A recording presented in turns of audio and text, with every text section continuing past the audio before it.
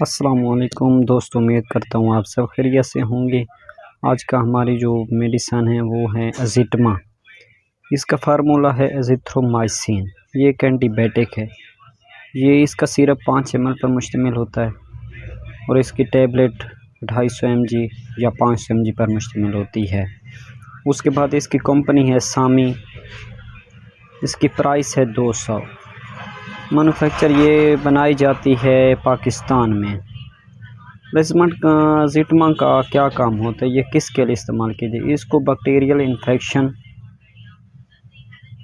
کے لیے استعمال کیا جاتا ہے۔ کان، گلے، پھیپھڑوں اور ناک کے بیکٹیریل انفیکشن، جنسی طور پر منتقل ہونے والی بیماریوں جیسے جلد اور نرم یافتوں کی بیماریوں کے لگنے یا پیشاب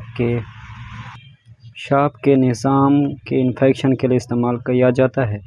یہ ایک اینٹی بائیوٹک ہے جو بڑوں اور بچوں میں سانس کی نالی کے مختلف قسم کے بیکٹیریل انفیکشن کے علاج کے لیے استعمال کیا جاتا ہے۔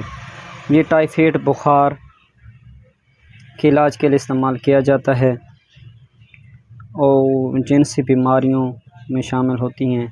اس کو دن میں کم از کم ایک ہی ٹائم لیں۔ یہ گولی ہو یا کیپسول پانی کے ساتھ لیں۔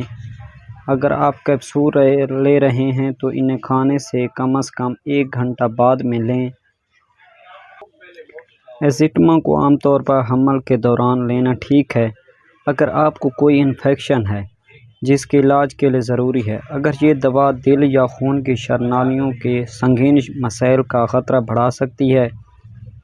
اس کے بعد اگر آپ کو دھندلا پن، سینے میں درد، الجھن، ہلکا سر چکرانا، بے ہوشی، تیز یا بے ترتیب دل کی دھڑکن، سانس لینے میں دشواری وغیرہ، معمولی تھکاوٹ یا کمزوری ہو تو اپنے ڈاکٹر سے رجوع کریں۔